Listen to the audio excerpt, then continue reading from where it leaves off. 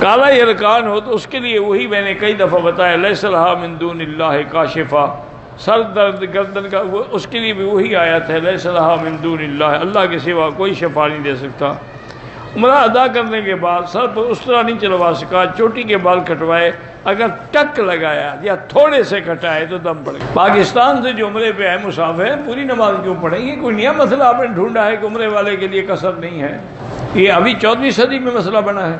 مسافر ہے۔ حضور جب حج پہ آئے تو قصر پڑی، حضور پاک جب مکہ فتح کرنے کے لیے آئے تو قصر پڑی، اور آپ نے اعلان بھی فرمایا کہ یا اہل مکہ تتموا صلاتکم فإنا قوم سفر، کہ تم لوگ اپنی نمازیں پوری کر لو، ہم مسافر ہیں۔ مدینہ منورہ سے واپسی پر اگر عورت کو حیض آ جائے، اگر اس نے عمرے کی نیت کی ہوئی ہے تو اب بیٹھی رہے، جب پاک ہوگی عمرہ کرے گی۔ باقی اس کے دن جانے والے ہیں تو 100 ریال دے کے ٹکٹ آگے بڑھا لیں، بجائے اس کے 400 ریال کی بکری بھریں۔ خواب میں حضور کی زیارت بڑی خوش نصیبی ہے، ان کو نصیب ہوتی ہے جو متبع سنت اور کثرت سے درود پڑھنے والے لوگ ہوتے ہیں۔ عیدن میلاد کی نبی پہ چاول یا کوئی چیزیں اور پکوا کے تقسیم کریں بالکل ناجائز ہیں، تقسیم کرنا بھی ناجائز ہے، کھانا بھی ناجائز ہے، یہ تو بدعت ہے۔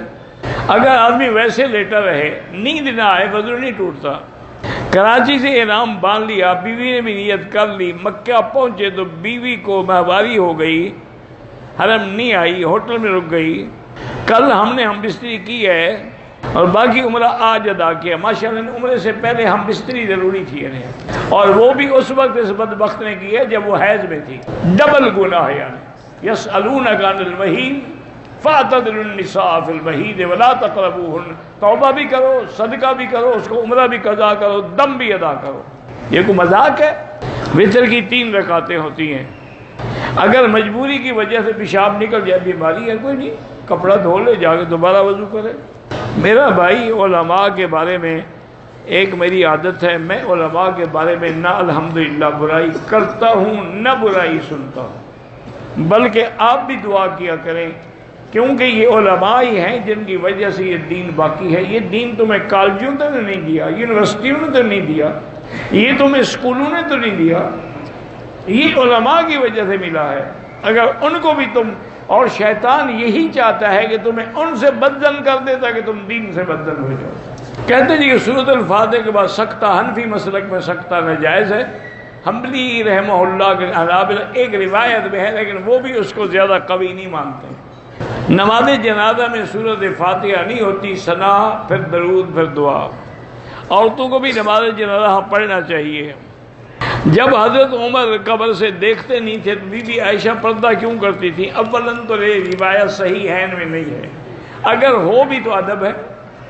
میرے بیٹے کی عمر 8 سال ہے، صحیح نہیں بول سکتا، زمزم پلائیں، اور رب اشرح لی صدری ویسر لی امری واحلل عقدۃ من لسانی یفقہوا قولی، یہ آیات پڑھ کے دم کریں۔ چھوٹے بڑے عمرے میں کوئی فرق نہیں، بڑے میں سفر دور ہوگا، ثواب زیادہ ہوگا۔ 6 سال ہو گئے ہیں، مجھے اولاد نہیں ہوتی، کوئی کوکھ بند نہیں کر سکتا، اللہ جب چاہے دے، جب چاہے نہ دے۔ یہب لمن یشاء اناثا ویہب لمن یشاء الذکور۔ ایک عمرہ کتنے دن کے بعد کریں، چاہے 2 دن کے بعد کریں، چاہے روز کریں، لیکن اس طرح پھروانا پڑے گا۔ فرض نماز کے پیچھے حنفی ہے تو فاتحہ نہ پڑھے، اور شافعی ہے تو پڑھا کرے۔ عید میلاد منانا بدعت ہے۔ میرا بھائی اگر عید میلاد سنت ہوتی تو حضرت ابو بکر نہ مناتے، حضرت عمر، حضرت عثمان، حضرت علی، حضرت حسن، حضرت حسین، حضرت معاویہ، آل بیت رسول اللہ، ان کو محبت نہیں تھی، تمہیں زیادہ محبت ہو گئی ہے عید میلاد منانے سے۔ مدینہ منورہ میں کم سے کم کتنی دن رہنا چاہیے؟ ساری زندگی، حتیٰ کہ موت ہی وہیں آئے، جتنا اللہ توفیق دے کتنے دن رہنا چاہیے۔ حضور کی حدیث ہے کہ من استطاع منکم ان یموت فی المدینہ فلیمت، جس کو طاقت ہو کہ موت مدینے میں آئے، اس کو چاہیے کہ مدینے میں مرے۔ احرام کے ساتھ برش اگر ہم کریں اپنا ٹوتھ پیسٹ، اگر ٹوتھ پیسٹ میں خوشبو تھی تو پھر صدقہ کریں، نہیں تھی تو کوئی بات نہیں۔ احرام کے ساتھ کھانا کھانا کیسے ہے؟ تو کیا احرام کے ساتھ آدمی بھوکا رہے آدمی؟ یہ اچھا مسئلہ ہے۔ طواف کے بعد عمرے کا طواف کرنے کے بعد نفلیں پڑھنا واجب، ہاں واجب ہے۔ خانہ کعبہ پہ کسی کا نام نہ لکھا کریں۔ طائف جائیں تو واپسی پہ احرام لازمی ہے، وہ میقات ہے۔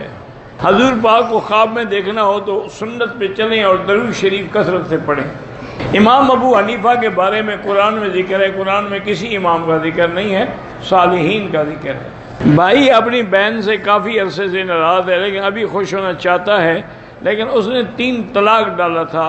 بہرحال تم اپنی بہن کے ساتھ ملو، باقی 3 طلاق کے بارے میں بعض علماء کہتے ہیں قسم کا کفارہ دے دے۔ حنفی مسلک میں یہ ہے کہ 1 طلاق ہو جائے گی اور رجوع کر لے۔ نفل نماز میں سجدہ تلاوت کے 2 سجدے کر لیے، کوئی بات نہیں۔ مفتی ظفر ولی خان صاحب ایک بہت بڑے عالم ہیں، انہوں نے تبلیغی جماعت کے خلاف کیا کہا ہے اللہ عالم، نہ میں نے سنا ہے نہ مجھے کوئی حق ہے کہ میں بحث کروں۔ دعا جو ہے وہ عبادت کا مغز ہے، بالکل دعا جو ہے وہ مخ العبادہ ہے۔ باقی کوئی مذاق اڑاتا ہے تو اللہ اس کو ہدایت دے۔ مسجد عائشہ سے، مدینے سے، طائف سے، اب میں جیرانہ سے جہاں سے مرضی آئے کرو، اگر عمرے میں کوئی بھول چوک ہو گئی ہو پہلے پتہ ہو نا کیا، ورنہ صدقہ خیرات کر دو بس، اللہ معاف کرے۔ عورت ایام حیض میں حرم میں نہیں آ سکتی، باہر میدان میں بیٹھی رہے۔ عمرے کے دوران مقام ابراہیم پر نماز پڑھنے کے بعد میں نے بیٹی کے منہ پہ مارا تھا، بہرحال اسے پیار کر لو اور کیا ہے۔ میں نے عمرے کے بعد خوشبودار صابن استعمال کیا، صدقہ کر دو کچھ، خیرات ادھار لے کے بھی ہو سکتی ہیں، ہو سکتی ہے۔ یہ جو شیعہ ماتم کرتے ہیں، ماتم کرنا ہی لعنت ہے، دیکھنا بھی لعنت ہے۔ اللہ کے نبی نے فرمایا ہے کہ من لبس السودا وشق الجیوبا وضرب الخدود فلیس منا، جو آدمی سیاہ کپڑے پہنے، چہروں پہ تھپڑ مارے، بال نوچے ماتم میں، فرمایا اس کا میری جماعت سے کوئی تعلق نہیں۔ جو لوگ پاکستان سے سگریٹ لاتے ہیں، اللہ ان کو ہدایت دے، حرام چیز مکے میں لا کے بیچتے ہیں۔ ہمارے گھر کے قریب شیعہ رہتے ہیں، وہ ہمارے گھر وغیرہ میں چاول شاول بھیجتے ہیں، تو آگے غریبوں کو دے دیا، اگر بہتر ہے کہ استعمال نہ کرو، اللہ عالم انہوں نے کس چیز سے پکائے ہیں۔ ہمارا جو قصائی ہے وہ شیعہ ہے، بہتر ہے اسے گوشت ہی نہ لیا کرو، پتہ ہے وہ ذبح بھی کرتا ہے کہ نہیں کرتا، لوگوں کو حرام کھلانے کے لیے۔ 28 دن کا ویزا ہے، 8 دن یہاں رہیں گے، 15 دن مدینے میں، پھر آپ مسافر ہیں، زیادہ بحث میں پڑھنے کی ضرورت ہی نہیں ہے۔ موٹے بندے جو ہیں ان کو ران میں زخم ہو جاتے ہیں، تیل لگا لیا کریں سادہ، کوئی تکلیف نہیں ہوگی۔ کہتے ہیں کہ آپ نے کہا تھا کہ میرا نانا بریلوی تھا، وہ آپ جیسے بریلوی نہیں تھے، وہ پکے علماء تھے، ان کے اندر صرف محبت کا غلب تھا، ورنہ وہی ان کی طرح نہ قبروں پہ سجدے کرتے تھے، نہ عرس کرتے تھے، نہ چڑھاوے چڑھاتے تھے۔ لفظ بریلوی کہنے سے تمہیں ہاتھ آ گیا تو کیا ہو گیا؟ میرے والد بخیل ہیں، کنجوس ہیں، دعا کرو اللہ ان کو سخی بنائے۔ جادو عام طور پہ میری بیٹیاں جب غسل کرتی ہیں تو سطر کا خیال نہیں کرتی، ایسے باہر نکل آئیں، صرف تولیہ لپیٹ کے باہر نکل آئیں، کنگھی دیتی ہیں، بال گرتے ہیں، خیال نہیں کرتے۔